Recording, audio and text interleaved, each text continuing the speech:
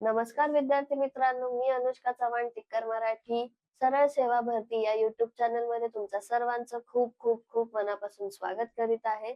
तर आजचा लेक्चर आपण जे अगोदरच्या लेक्चर्स मध्ये केलं तेच करणार आहोत, पण आपण आज आलेलो आहोत काही अजून नवीन आणि अजून वेगळ्या पद्धतीचे क्वेश्चन्स घेऊन. आता ते काय आहे तर चला बघूया. आता सगळ्यात पहिलं जे जे लोक आजच्या लेक्चरला पहिल्यांदा आलेत त्यांनी एक खूप महत्वाचं काम करायचं आहे, जे म्हणजे आपल्या चॅनलला म्हणजे स्टिकर मराठी सरळ सेवा भरती या युट्यूब चॅनलला पटकन सबस्क्राईब करायचं आहे, बेल नोटिफिकेशन चालू करायची आहे. सोबतच तुमचे जितके केवढे विद्यार्थी मित्र आहेत त्यांना हा व्हिडिओ शेअर करायचा आहे. पटकन लाईक करायचं आहे सेशनला आणि कमेंट मध्ये नक्की सांगायचं आहे सेशन कसा वाटला. काही डाऊट्स असतील तर ते सुद्धा तुम्ही कमेंट सेक्शन मध्ये नक्की मेन्शन करू शकता. ठीक आहे. आता सरळ सेवा भरती जे जे लोक फर्स्ट टाइम आले आहेत त्यांच्यासाठी एक छोटा इंट्रोडक्टरी पार्ट आणि मग नंतर आपण सेशनला सुरुवात करूया. तर सरळ सेवा भरतीमध्ये आदिवासी विभाग, तलाठी, ग्रामसेवक, महानगरपालिका, नगर परिषद, राज्य उत्पादन शुल्क, पशुसंवर्धन, कामगार निरीक्षक इत्यादी या सगळ्या परीक्षा येतात. बरोबर. आता त्याचा अभ्यास करायचा म्हटल्यावर त्याचे प्रिव्हियस इयर क्वेश्चन्स करणं महत्वाचं आहे. तेच प्रिव्हियस इयर क्वेश्चन्स आपण काही लेक्चर्स पासून शिकत आहोत. आजच्या सुद्धा लेक्चर मध्ये आपल्याला पीवायक्यूजच शिकायचे आहेत, पण काही वेगळ्या पद्धतीचे आहेत. ते वेगळ्या पद्धतीचे कसे आहेत ते तुम्हाला प्रश्न आल्यावर नक्की समजेल. आता ज्यांना कोणाला अतिसंभाव्य प्रश्नांचे विश्लेषण म्हणजे काय हे माहिती नसेल तर अतिसंभाव्य प्रश्नांचे विश्लेषण म्हणजेच पीवायक्यूज. ठीक आहे. समजलं सर्वांना? क्लिअर आहे? तर वेळ न घालवता आजच्या लेक्चरला आपण सुरुवात करूया. अतिसंभाव्य प्रश्नांचे विश्लेषण इंग्रजी व्याकरण. आता बघा, स्पॉटिंग एरर ज्यांना ज्यांना नाही माहिती, स्पॉटिंग एररचे आपण ऑलरेडी लेक्चर्स घेतलेले आहेत. तर जे कोणी नवीन असाल त्यांनी प्लीज प्रिव्हियस लेक्चर सुद्धा बघा, लाईक करा, शेअर करा आणि कमेंट सुद्धा नक्की करा. ठीक आहे. स्पॉटिंग एरर किंवा एरर स्पॉटिंग दोन्हीही प्रकारांनी आपण बोललो तरी त्याचा अर्थ वेगळा होत नाही, दोघेही करेक्ट मानले जातात. ठीक आहे. आता आपला पहिला प्रश्न, find the part of the given sentence that has an error in it. If there is no error choose no error. म्हणजे आपल्याला हा सेंटेन्स दिलेला आहे. सेंटेन्स म्हणजे वाक्य. बरोबर. आपल्याला हा वाक्य दिलेला आहे, सोबतच त्याच्यामध्ये काही एरर आहे की नाही हे आपल्याला ओळखायचं आहे. आता ते कसं ओळखणार? आपल्याला वाक्य वाचल्याशिवाय समजणार नाही. तर चला वाक्य वाचूया. दिस whole plot, okay, this whole plot come under my uncle's jurisdiction. आता बघा, ह्याचा अर्थ बेसिकली असा आहे, हा जेवढा केवढा प्लॉट आहे तो सगळा माझ्या काका अंकलच्या ज्युरिस्डिक्शन म्हणजे त्याच्या हक्काच्या मालकीखाली येतं. ठीक आहे. तर त्यांचा एरिया आहे किंवा त्यांचा त्याच्यावर ताबा आहे. ठीक आहे. आता बघा, ह्याच्यामध्ये एरर कसा शोधायचा? पहिला आपण जायचं ऑप्शन्स कडे. आन्सर काय करायचं आपल्याला? शॉर्टलिस्ट. ज्यांना नाही माहिती शॉर्टलिस्ट कसं करायचं त्यांना आपण या लेक्चर मध्ये सुद्धा शिकणार आहोत, सोबतच प्रिव्हियस लेक्चर्स मध्ये सुद्धा बघायला विसरू नका. अंकल्स ज्युरिस्डिक्शन ह्याच्यामध्ये काहीच एरर नाहीये, कारण तुमच्या काका मामा जे कोणी आहे अंकल त्यांची jurisdiction. So this answer will get cancelled out. Why? Because हा पूर्ण स्टेटमेंट करेक्ट आहे. बरोबर. Next, this whole plot, this whole plot हे सुद्धा करेक्ट सेंटेन्स आहे. Therefore this will get cancelled out. No error आणि हे कम अंडर माय. आता बघा, आपण दिस बोलतोय बरोबर. दिस आपण केव्हा वापरतो? जेव्हा सिंग्युलर गोष्टीबद्दल आपण बोलतो. बरोबर. जेव्हा आपण सिंग्युलर गोष्टीबद्दल बोलतो तेव्हा आपण दिस वापरतो. म्हणजे दिस सोबतच पुढे जे काही हेल्पिंग वर्ब्स असणार किंवा जे काही शब्द लागणार ते सुद्धा सिंग्युलर मध्ये काउंट करणार. आता बघा, कम, कम हे केव्हाही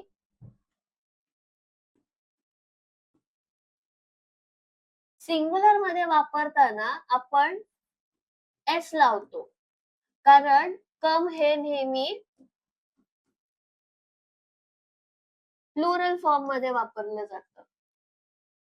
कम हे नेहमी प्लुरल फॉर्म मध्ये वापरलं जातं. बघा, singular comes, plural come.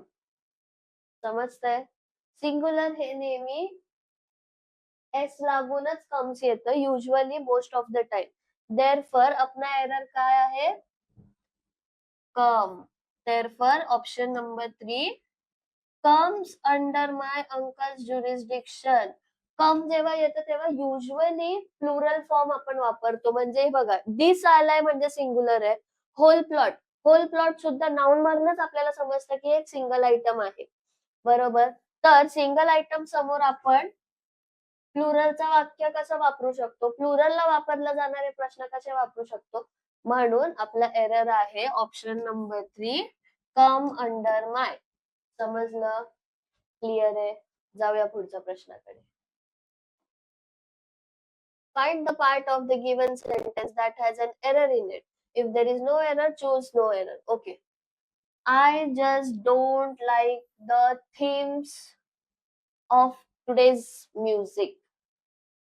I just don't like the themes of today's music. Themes आलं प्लुरल. Today's music. आता बघा, इकडे आपल्याला काय दिसतंय? possession. आता तुम्ही विचार कराल possession कसं काय?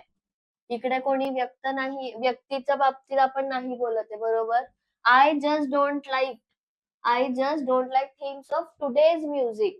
म्हणजे आजचे जे म्युझिकचे थीम आहे ते तिला आवडले नाही. पण जे टुडेज म्युझिक आहे ते काय झालं? पजेशन झालं. का? कारण हा म्युझिक जो आहे, जो म्युझिक वापरला गेला आहे, जे म्युझिक लावलं आहे ते स्पेसिफिकली या टुडेज आजच्या दिवशीसाठी पजेस्ट केलं आहे. त्याचा आजच्या दिवशीसाठी टुडे पूर्ण त्या म्युझिक वरच राहणार आहे. म्हणून पजेशन. बरोबर.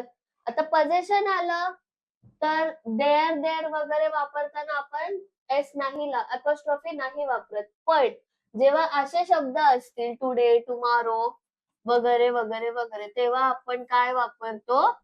Apostrophe S. समजतंय? अपॉस्ट्रॉफी आपण वापरतो. Therefore our answer is today's music. बाकीचे सगळे कॅन्सल आउट होणार. समजते? क्लिअर आहे? खूप सोपं आहे. आपल्याला फक्त बायफर्गेशन करून त्याला शॉर्टलिस्ट करता आलं पाहिजे. आता बघा, इकडे मी शॉर्टलिस्ट नाही केलं, पण सेंटेन्स मधूनच ओळखलं. तेवढं शार्प आपल्याला असायला हवं की सेंटेन्स मधूनच आपल्याला एरर स्पॉट करता आलं पाहिजे. त्यासाठी लागणार आहे आपल्याला प्रॅक्टिस. प्रॅक्टिससाठी नवीन नवीन क्वेश्चन्स आपल्या युट्यूब चॅनलवर नक्कीच भेटणार. त्यामुळे युट्यूब चॅनलवर आपल्याला नेहमी सगळ्यांनी ऍक्टिव्ह राहायचं आहे. नवीन नवीन आपण प्रश्न घेऊन येतो, त्याच्यावर सोल्युशन्स देतो, त्याची प्रॅक्टिस करतो. ठीक आहे? चला जाऊया पुढच्या प्रश्नाकडे. तोच प्रश्न आहे. If there is no error, choose no error. India has turn 17 years older as a republic. आता बघा, 70 years ठीक आहे. ओल्डर बघा, ओल्डर तुम्हाला खटकतोय का या सेगमेंट मध्ये? ओल्डर हा शब्दामध्ये काय लागला आहे? ER. ER आपण कशासाठी वापरतो?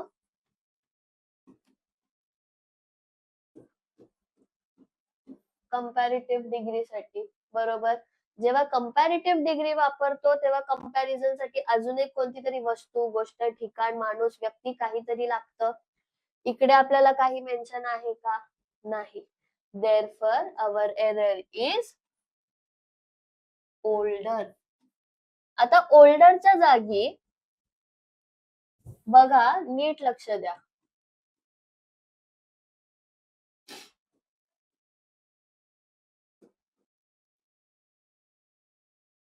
आता ओल्डरच्या जागी जर आपल्याला अचूक शब्द वापरायचा आहे तर काय येणार? त्याचा actual adjective form which is adjective form नाही, त्याचा actual word positive form that is old. Therefore, India has turned 70 years old as a Republic. ह्याच्यामध्ये ना कोणता कंपॅरिझन आहे, ना कोणता सुपिरियरिटी आहे, फक्त प्लेन ओल्ड सेंटेन्स आहे. ठीक आहे, क्लिअर झाला डाऊट. जाऊया पुढच्या प्रश्नाकडे. In the 5 next years the migration will surely stop. आता बघा, पहिल्याच सेगमेंट मध्ये आपल्याला एरर जाणून येतं. इन द 5 next years ह्याला आपण काय म्हणून म्हणतो, तर शब्दरचना चुकीची आहे. बरोबर, हा पूर्ण जो सेगमेंट आहे इन द 5 next years, बघा will shortly stop, future tense आला. फ्युचर टेन्स मध्ये काही चुकीची गोष्ट नाही लिहिली आहे, देअरफॉर कॅन्सल आउट होणार. In the 5 next years the migration पण कॅन्सल आउट होणार, कारण त्याचा काही संदर्भ नाहीये. पण इथे एरर काय येतोय, इन द 5 next, इकडे आपण काय वापरणार, इन्व्हर्जन. आता इन्व्हर्जन म्हणजे काय असतं, इन्व्हर्जन म्हणजे शब्दांची जडणघडण उलटी पुलटी झालेली असते. तर ती शब्दरचना जी आहे ती पुन्हा सरळ करून व्यवस्थित त्याची मांडणी करणं म्हणजे इन्व्हर्जन. आता इन्व्हर्जन आपण कसं वापरणार बघा. इन द पहिला वर्ब आला की काय आलं बघा, next 5 years. In the next 5 years. कसं केलं आपण, हा शब्द इथे टाकला, हा शब्द इथे टाकला. In the next 5 years. समजलं, इन द नेक्स्ट 5 years. कळलं कसं इन्व्हर्स केलं आपण. इन्व्हर्जन वापरल्यामुळे आपल्याला बरोबर शब्द भेटले, बरोबर शब्द भेटल्यामुळे आपल्या वाक्याला अर्थ आलं. Therefore we got our error which is option number 3, in the 5 next. समजलं, क्लिअर आहे. जाऊया पुढचा टॉपिक, पुढच्या क्वेश्चन कडे. Find the part of the given sentence that has an error in it. If there is no error, choose the no error. ठीक है. What is the price of this fancy dress pink? This fancy dress pink.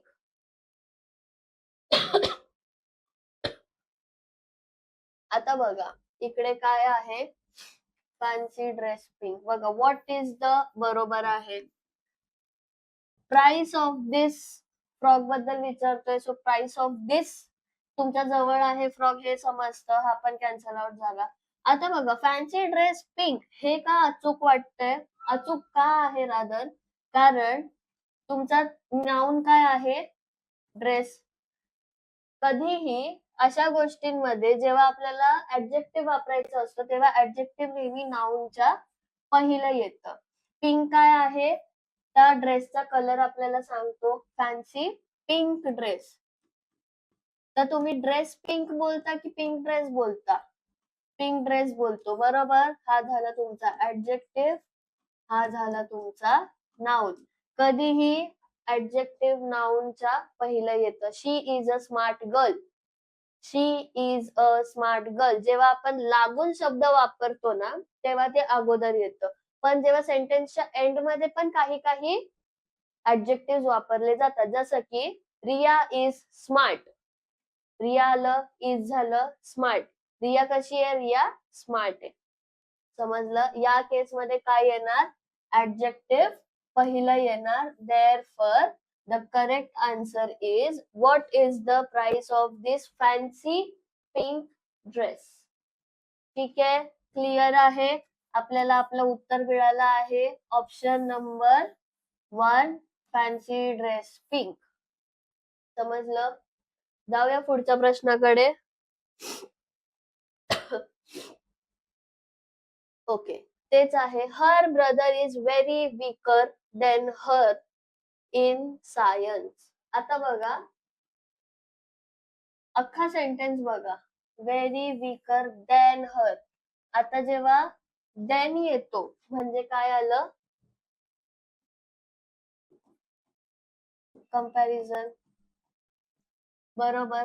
Comparison आलं तर आपण very वगैरे वापरतो बघा. फक्त जर आपण ER वापरतो तर ERच्या पुढे किंवा अगोदर आपण कधीही व्हेरी, मच या सगळ्या गोष्टी नाही वापरत. का? कारण इथे ऑलरेडी आपण देन वापरलंय. देन वापरतो तेव्हा व्हेरी नाही वापरला जात. त्यामुळे आपला एरर कुठे आहे बघा. Her brother is cancel, in science cancel, then her तिच्यापेक्षा बरोबर आहे कॅन्सल. पण व्हेरी वीकर कॅन्सल आहे. व्हेरी वीकर एरर का आहे? कारण जर आपण व्हेरी काढला, व्हेरी जर आपण काढला तर वीकर बघा. Her brother is very weaker then her in the science, बरोबर. वीकर आला, बरोबर. हर brother is weaker then her in science. Her brother is weaker. काय केलं आपण? व्हेरीला उडवून टाकलं. देअरफॉर कंपॅरिझन असंही होतंय. का? कारण जर देन वापरला गेला आहे. काय वापरला गेला आहे? THAN, then. देन जेव्हा वापरतो तेव्हा आपल्याला व्हेरी वगैरे या सगळ्या गोष्टींची जास्त गरज पडत नाही. ठीक आहे, क्लिअर आहे? कन्फ्युजन दूर झालाय? प्लीज कमेंट करून सांगा आजचं सेशन कसं वाटतोय आणि आन्सर सुद्धा सांगा. ठीक आहे, चला. The following sentence has been split into 4 segments. Identify the segment that contains a grammatical error. Okay. The security situation in Europe were undergoing massive changes. Tense कळतो. काय कळतो? टेन्स. कशावरनं कळतं? वर वरनं. वर कशात वापरतो आपण? पास्ट मध्ये, बरोबर.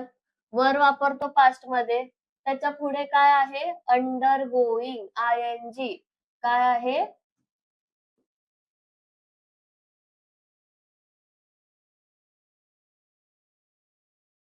कंटिन्युअस, बरोबर. काय आहे? Under going. गोईंग, ING जेव्हा केव्हा येतं तेव्हा ते कंटिन्युअस होतं. वर आपण वापरतो घडलेल्या गोष्टींसाठी, बरोबर. पण इथे वर कधी वापरतो? जेव्हा घडून गेलेली गोष्ट आहे. वर इज डन, पूर्ण डन झालेला आहे. पण इकडे काय आहे? कंटिन्युअस. तर कंटिन्युअसला साजेसा शब्द पास्ट टेन्स मध्ये काय आहे? वॉज. काय आहे? वॉज. वरच्या जागी आपण वॉज वापरतो. का? कारण आपल्याला डन नाही दाखवायचे, तर ऑन गोईंग. हे बघा, अंडर गोईंग चालू आहे. ते चालू होतं. पास्ट मध्येच आहे पण चालू होतं. त्यामुळे करेक्ट आन्सर रिप्लेसिंग WERE वर will be WAS was. Therefore, our answer will be option number 3, वर undergoing. बाकी सगळे कॅन्सल. ठीक आहे, क्लिअर आहे सर्वांना? आलंय सर्वांच्या लक्षात? जाऊया पुढच्या प्रश्नाकडे. Select the part that contains the error from the given options. If you don't find any error, select no answer. I have to finish research paper by the end of this week. आता बघा, मला research paper या हफ्त्याच्या शेवटपर्यंत complete करायचा आहे. आता ह्याच्यात एरर काय असू शकतो? 10 सेकंड देते मी तुम्हाला, आन्सर टाइप करा. नीट विचार करा. खूप मस्त आहे हा प्रश्न. डोळ्यासमोरच उत्तर आहे पण आपल्याला ते दिसत नाहीये.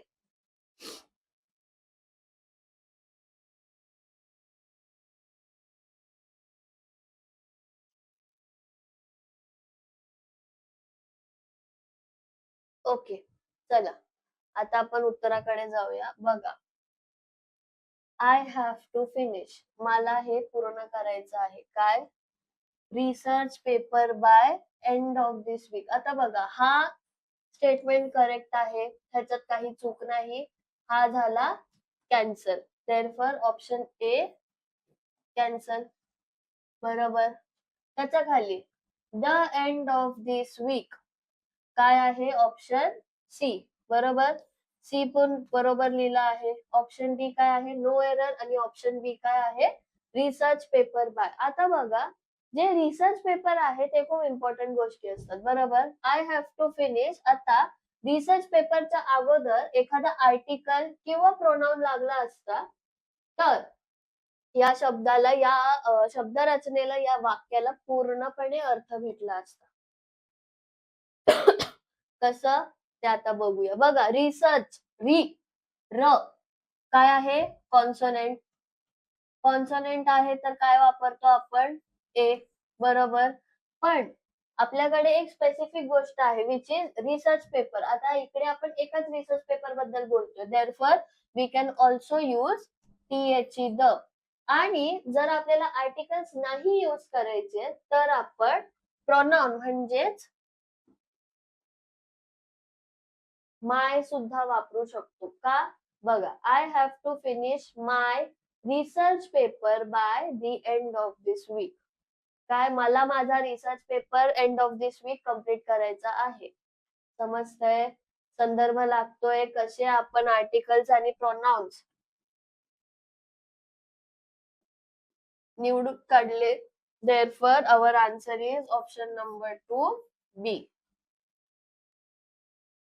क्लिअर आहे? आले सर्वांच्या लक्षात? क्लिअर आहे? ठीक आहे, जाऊया पुढच्या प्रश्नाकडे. Mister Ram Kumar the cashier are on temporary withdrawal from services. आता बघा, टेम्पररी विड्रॉल म्हणजे ऑन टेम्पररी विड्रॉल. ठीक आहे, बरोबर आहे सेंटेन्स. सेगमेंट बरोबर आहे, त्यामुळे तो कॅन्सल आउट झाला. फ्रॉम सर्व्हिस, सर्व्हिस मधून, म्हणून हे सुद्धा बरोबर आहे. नो एरर आपण अजून नाही ठरवू शकत, कारण आपण या ऑप्शनला अजून निरखलं नाहीये. तर बघा, Mister Ramkumar the cashier are. आता बघा, इकडे Mister Ramkumar, Mister Ramkumar is a singular person, right. मिस्टर रामकुमार काय आहेत? एक सिंगल व्यक्ती आहे, बरोबर. पण आपण सिंगल व्यक्तीला काय वापरतो? इज, बरोबर. इज वापरतो, राईट. जर प्लुरल असतील, जास्त असतील, तर आपण काय वापरतो? पण इथे काय आहे? आपण सिंगल व्यक्तीबद्दल बोलत आहे, त्यामुळे आपला error is option number 2, Mister Ramkumar the cashier are. आरच्या जागी आपण काय वापरणार सेंटेन्स करेक्ट करायला? इज. जर इज असतं तर आपला आन्सर नो एरर आला असता, पण इज नाही तर आर आहे, त्यामुळे आपला error is option number 2, Ramkumar the cashier are. समजलंय? क्लिअर आहे? आय होप सगळ्यांना समजतंय. कसा वाटतं लेक्चर प्लीज कमेंट करून नक्की सांगा. जाऊया पुढच्या प्रश्नाकडे.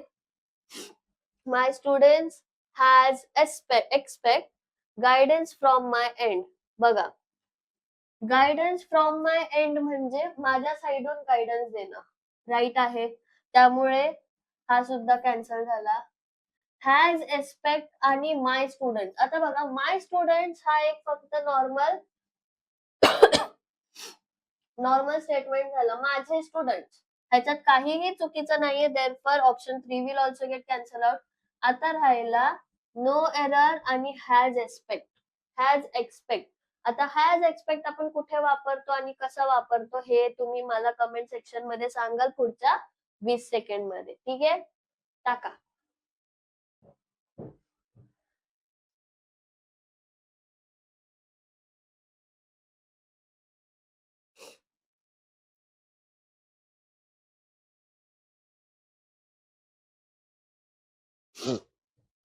ओके, आता बघा, ह्याच्यामध्ये HAS हॅज आलंय, बरोबर. आता हॅज आणि हॅज जी गोष्ट आहे ही येते नेहमी पास्ट मध्ये, बरोबर.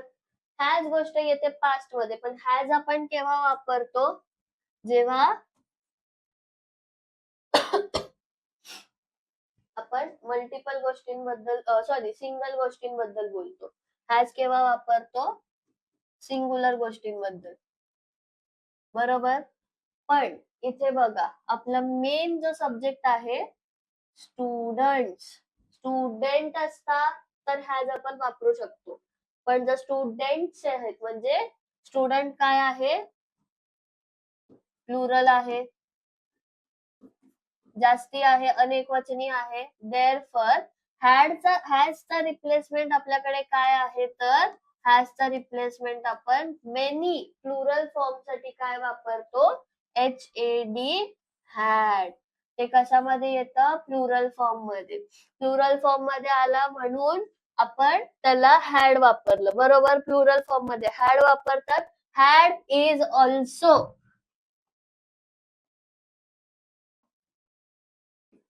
पास्ट टेन्स,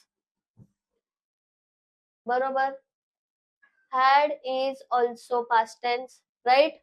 Therefore expect सुद्धा काय होणार, past tense मध्ये जाणार. past tense मध्ये कसं जाणार, expect चा आपण expected करणार. काय करणार,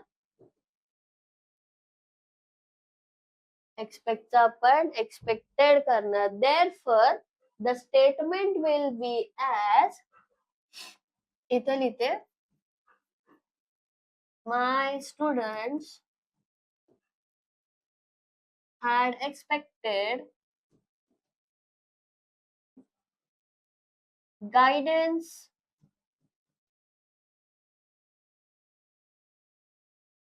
from my end. Guidance from my end.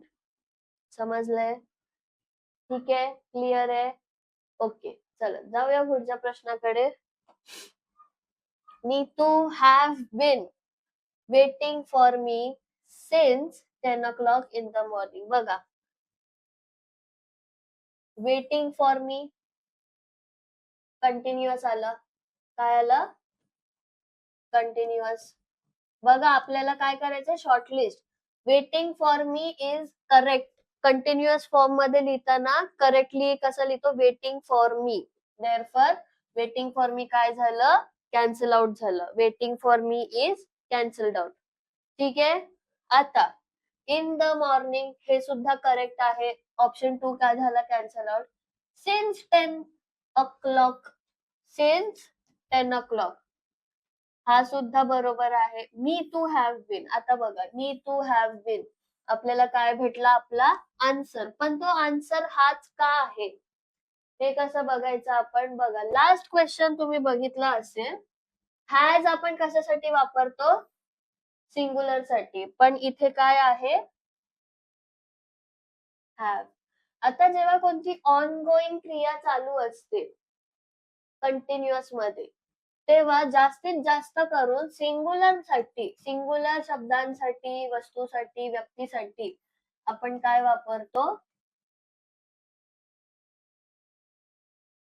Has. काय वापरतो, has. Therefore the statement will be, Neetu has been waiting for me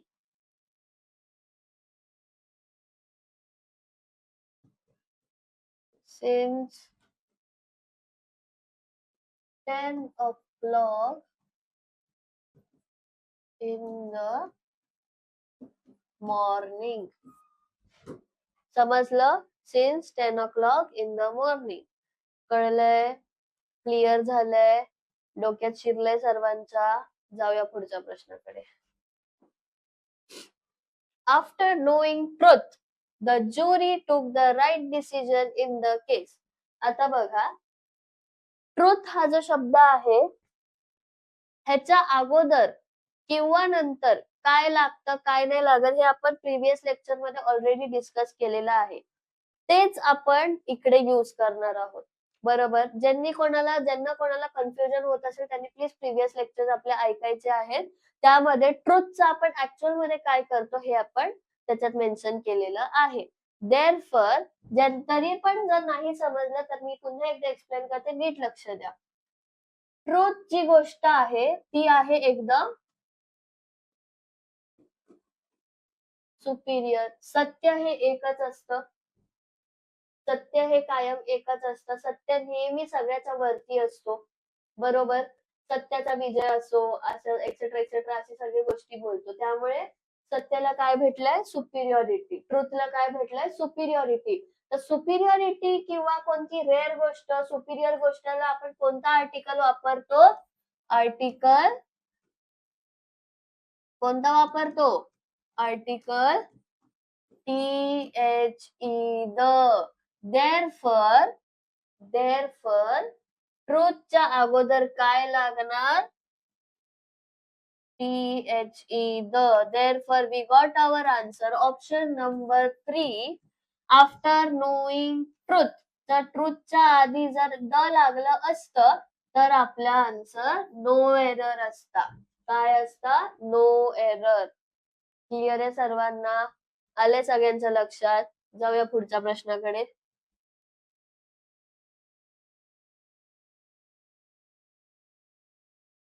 okay.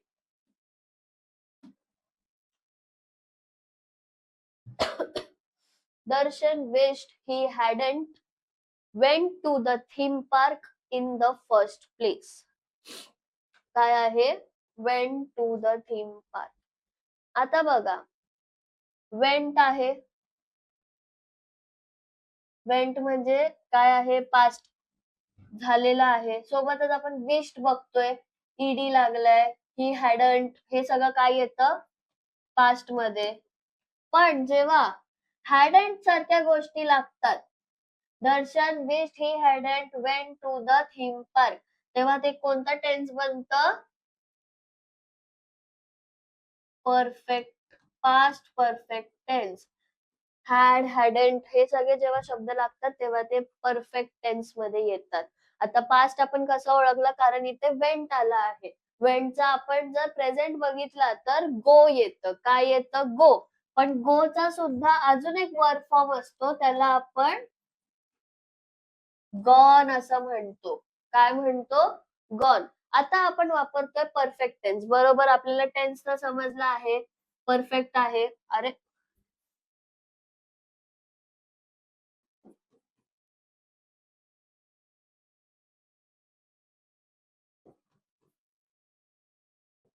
बरोबर, पास्ट परफेक्ट टेन्स आहे.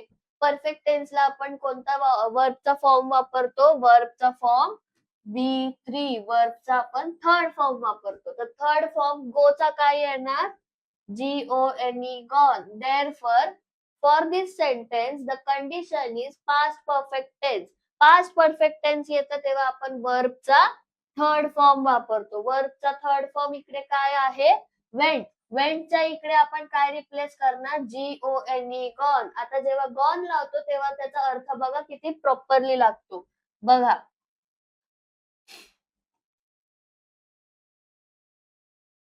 दर्शन wished he,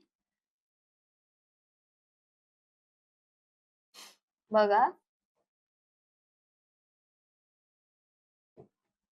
Darshan wished he hadn't gone to the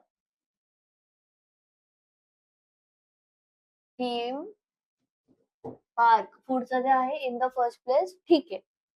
पण आपल्याला main काय आहे? GONE, gone. का? GONE, gone का आहे? कारण आपल्याला वर्ब जो आहे त्याचा परफेक्ट टेन्स मध्ये थर्ड फॉर्म यूज करायचा असतो. आता वेंट काय आहे? Second form. Go, went. वेंटचा अजून एक पुढचा फॉर्म म्हणजे GONE, गॉन.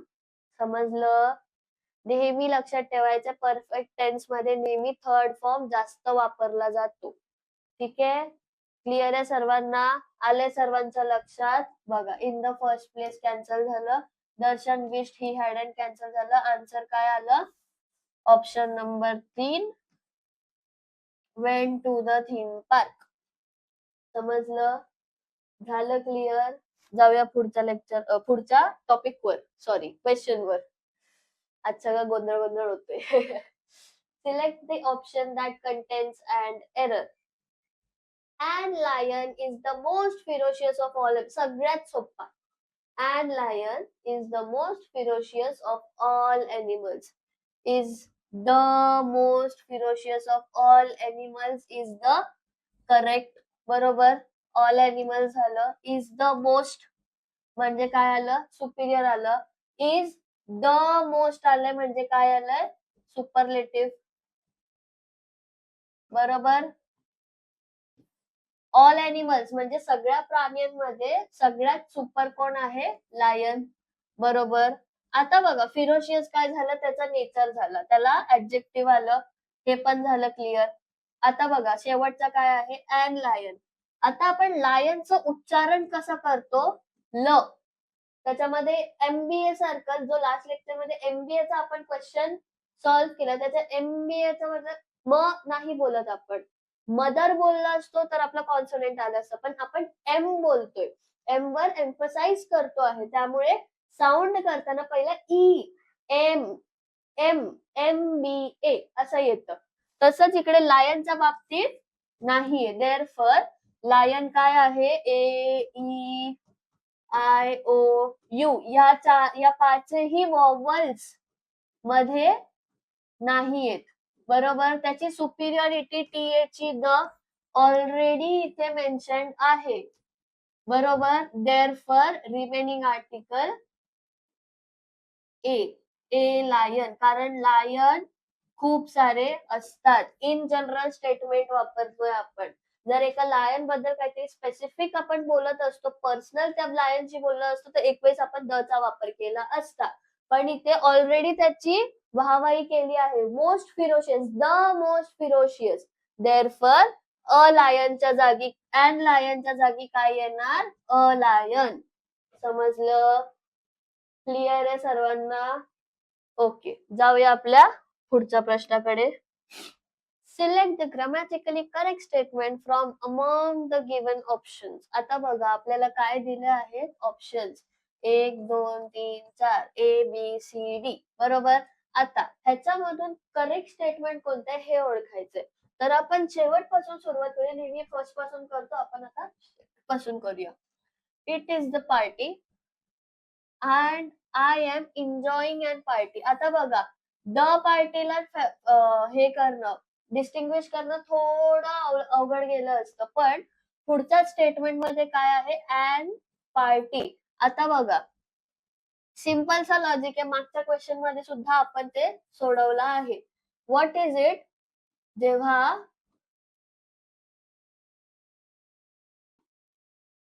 कॉन्सोनंट असतं तेव्हा काय वापरतो आपण? अँड झाला कॅन्सल. काय आहे? डी. Option D cancel. कळलं? असं सगळं लॉजिक लावून पटापट शॉर्टलिस्ट करायची उत्तर. आता पुढचा डी झाला cancel. It is party. I am enjoying a party. आता बघा इट इज पार्टी. आता बघा पार्टी आहे, जनरल पार्टी आहे. इथे आपल्या स्टेटमेंट वरनच समजतं. जेव्हा पार्टी असते बघा इकडे आपण काय वापरलं? ए पार्टी. इथे अँड पार्टी होतं म्हणून हा रॉंग झाला. तसंच ए पार्टी इथे सुद्धा लागणार. इथे सुद्धा ती गोष्ट लागू होणार. त्यामुळे ऑप्शन सी सुद्धा काय झालं? कॅन्सल झाला. बरोबर. आन्सर झाला. शॉर्टलिस्ट. अजून शॉर्टलिस्ट करायला it is a party. I am enjoying and party. बघा परत तीच चूक. Therefore we will also get cancelled out and our answer is option number A. Sorry, option number 4 statement A. It is a nice party. बघा इथे काय आहे? adjective सुद्धा आहे. It is a nice party. I am enjoying the party. कारण या party बद्दल आपण स्पेसिफिकली बोलत आहोत म्हणून द लागला. समजलं? आर्टिकल्सचा वापर. आर्टिकल हा जो विषय आहे ना हा खूप छोटा आहे, पण most of the time 90% marks आपले ह्या टॉपिक मुळे जातात. का? कारण आपल्याला स्टेटमेंट फॉर्मेशन मध्ये कुठे ए वापरायचं, कुठे अँड वापरायचं, कुठे द वापरायचा ह्याची आपल्याला कल्पना लागत नाही. जो व्यक्ती आर्टिकल्स नीट वापरू शकतो तो इंग्लिश अर्ध्या 50% इंग्लिश 40 to 50% इंग्लिश आरामात शिकला आहे. समजलं? तर आपले कॉन्सेप्ट क्लिअर ठेवायचे आणि पीवायक्यूज सतत प्रॅक्टिस करत राहिल्याने, सतत त्याचं वाचन करत राहिल्याने, सोबतच अवांतर वाचनही करायचं. त्यांनी आपली इंग्लिश अजून सुधारते. ठीक आहे? आता आपल्याला उत्तर भेटलं आहे स्टेटमेंट ए. ए काय आहे आपला करेक्ट आन्सर. देअरफॉर आता बघा इथे ए कुठे ऑप्शन नंबर 4 ला. आपला करेक्ट उत्तर काय आहे ऑप्शन नंबर 4 सेगमेंट ए. जाऊया पुढच्या प्रश्नाकडे. बघा he promise them that he would sure repay the loan urgently. that he would काय आहे आपला फ्युचर टेन्स. आता बघा फ्युचर टेन्स वरती जेव्हा आपण रिपेमेंट वगैरे अशा सगळ्या गोष्टी बोलतो, सॉरी अशा सगळ्या गोष्टींचा वापर करतो तेव्हा आपल्याला काय जास्त यूज पडतं ऍडवर्ब. आता हे शुअर काय आहे रिपे करतोय पण शुअरली करणार. काय करणार शुअरली. आता शुअरचा ऍडवर्ब फॉर्म काय असणार आहे तर पुढे काय लावायचे आपल्याला ly. देअरफॉर SURELY शुअरली काय आहे शुअरली. आता बघा that he would sure repay. बघा loan urgently cancel, no error cancel, he promise them cancel.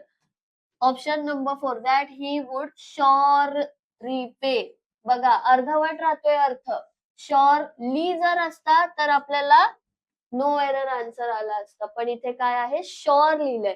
Sure हे एक प्रकारचं आश्वासन देतं, पण ते आश्वासन आपल्याला जास्तीत जास्त द्यायचे का लोन रिपेमेंटचं. बरोबर. त्यामुळे त्या ऍडजेक्टिव्हला अजून इन्हान्स करायला आपण ऍडवर्ब यूज केला आहे. ऍडवर्बचा ly आपण इथे वापरला आहे. क्लिअर आहे? समजलंय? जाऊया पुढच्या प्रश्नाकडे. She always invite me to dinner. आता बघा आपला जो पहिला प्रश्न आहे जो प्लॉट वाला त्याच्यामध्ये सुद्धा सेम गोष्ट आहे, इथे सुद्धा सेम आहे. शी ऑलवेज इन्व्हाइट मी आहे. काय आहे सिंगल पर्सन आहे. सिंगल पर्सन आहे. देअरफॉर तुमचा जो काही वर्ब असणार त्याच्या पुढे काय लागणार verb plus S. Therefore she काय येणार she always invites me to dinner.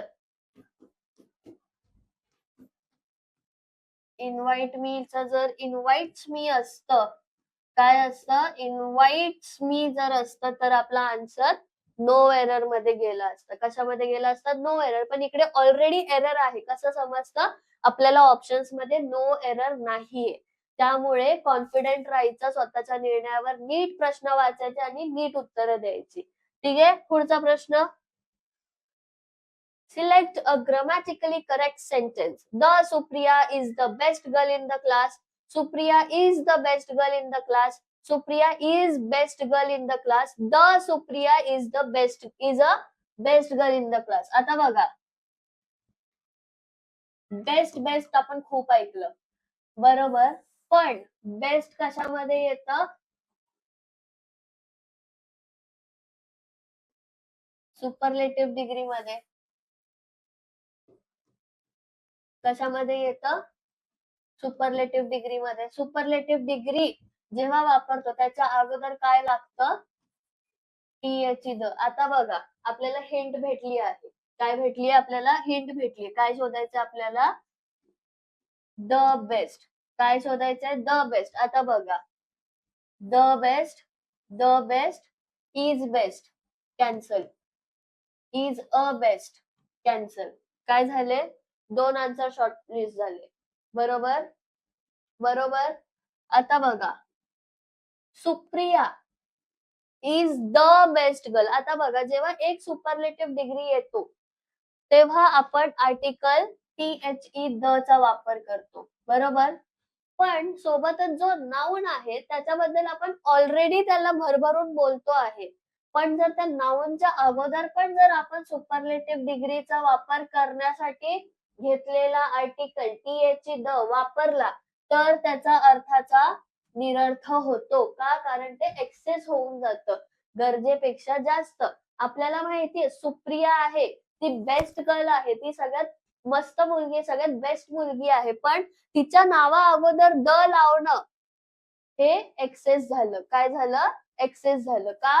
कारण आपल्याला माहितीये Supriya is the best, but the Supriya नाही येणार.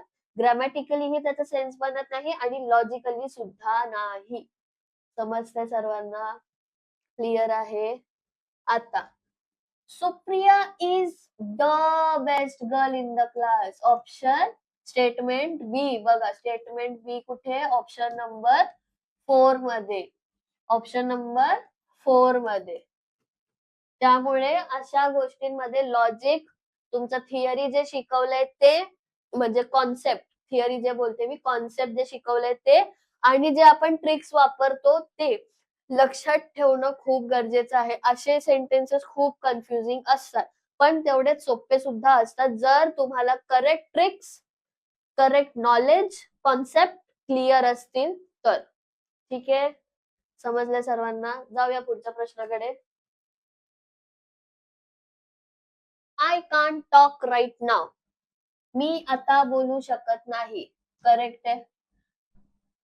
I will call you. I will, हे बघा आय विल का बोलली मी? इकडे काय आहे? आईल. आईल कसला आहे? अपॉस्ट्रॉफी फॉर्म आहे, कॉन्ट्रॅक्टेड फॉर्म आहे. Contracted form. त्यामुळे जर मी आयला आय विल बोलली तर त्याचा अर्थ चुकीचा होत नाही. कारण का? कारण तो कॉन्ट्रॅक्टेड फॉर्म आहे. कॉन्ट्रॅक्टेड फॉर्म ऍक्च्युली काय असतं हे आपण ऑलरेडी पाहिलेलं आहे. पण जरी कोणाला माहिती नसेल, पुन्हा एकदा सांगते, जेव्हा दोन असे मोठे शब्द त्यांना जेव्हा आपण एकत्र आणतो तेव्हा काही शब्द गाळले जातात. देअरफॉर आणि मध्ये काय लागतो? या शब्दांच्या ऐवजी काय लागते? अपॉस्ट्रॉफी म्हणजे एक असा इन्व्हर्टेड कॉमा लागतो. देअरफॉर आय आणि विल चा double L. I call you later. समजलंय? पुढे आता बघा, मी हा का बेसिकली सोडला? I am being really busy. Grammatically जर आपण बघायला गेलो, I am being busy, I am being busy, आपण जर असं जरी बोललो तरी आपल्याला समजतं की हा बाबा हा माणूस व्यक्ती बिझी आहे. पण जर रिअली बोललं असतं तर आय एम रिअली बिझी तरी सुद्धा त्याचा अर्थ बोलतोय. बघा इकडे दोन शब्द आपल्याला त्याच्यामध्ये चूज करायचंय. करेक्ट कोणता? एक आहे बीइंग, जो आहे फ्युचर मध्ये वापरतो आपण. बघा मी मुद्दाम तुम्हाला कन्फ्युज करण्यासाठी मगाशी बोलली बीइंग वापरलं असतं तर राईट असतं. पण कोणाचं लक्ष गेलं असेल तर त्यांनी नक्की कमेंट केलं असणार की आपण बीइंग फ्युचर टेन्स मध्ये वापरतो. बरोबर. नेक्स्ट आता आहे रिअली. आता बघा आय एम बीइंग बिझी म्हणजे मी बिझी असण्याचं नाटक करण्याला सुद्धा आपण बीइंग वापरतो. पण आय एम रिअली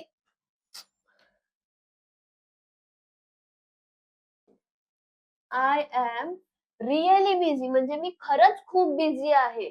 हे जेव्हा आपण सांगतो तेव्हा त्याचं तथ्य बनतं, त्या वाक्याला अर्थ येतो, त्याचा सेन्स बनतो ग्रॅमॅटिकलीही आणि लॉजिकलीही. देअरफॉर आपला रॉंग स्टेटमेंट काय आहे? I am being really busy. कुठे गेलं? हा, हे बघा हाच आहे तो. Therefore option number 2 I am being really busy wrong आहे. का? कारण जर आय एम रिअली बिझी असतं तर आपलं नो एरर आलं असतं. ठीक आहे, समजलंय सर्वांना? क्लिअर आहेत डाऊट्स? ज्यांना कोणाला काही डाऊट्स असतील त्यांनी प्लीज कमेंट सेक्शन मध्ये नक्की सांगा. मला नाही वाटत आपण त्याच्या डाऊट साठी काही आहे. खूप सोपे सोपे प्रश्न आहेत. सोबतच आपल्याला कॉन्सेप्ट सुद्धा क्लिअर होत आहेत एक्झाम्पल्स द्वारे, पीवायक्यूज द्वारे. त्यामुळे सगळ्यांनी जोरदार अभ्यास करायचा आहे. काही डाउट्स असतील प्लीज कमेंट सेक्शन मध्ये नक्की मेन्शन करा. सेशन आवडला असेल तर त्याला लाईक करा, शेअर करा आणि चॅनलला सबस्क्राईब करायला मात्र विसरू नका. सोबतच बेल आयकॉन सुद्धा चालू करा, कारण जेव्हा आपले नवीन लेक्चर्स येतील तेव्हा तुम्हाला पटकन त्याची नोटिफिकेशन दिली जाईल. ठीक आहे, आजचा भाग इथेच संपवूया आपण. आजचा लेक्चर आज आपण इथेच संपवत आहोत. तुमचा मौल्यवान वेळ देण्यासाठी खूप खूप धन्यवाद. जमून अभ्यास करा, खूप सारा नॉलेज मिळवा आणि आपल्या सरळ सेवा भरती म्हणजे स्टिकर मराठी सरळ सेवा भरती चॅनलला भरभरून प्रेम देत राहा. भेटूया पुढच्या लेक्चर मध्ये. तोपर्यंत tata, bye bye, take care, Jai Hind.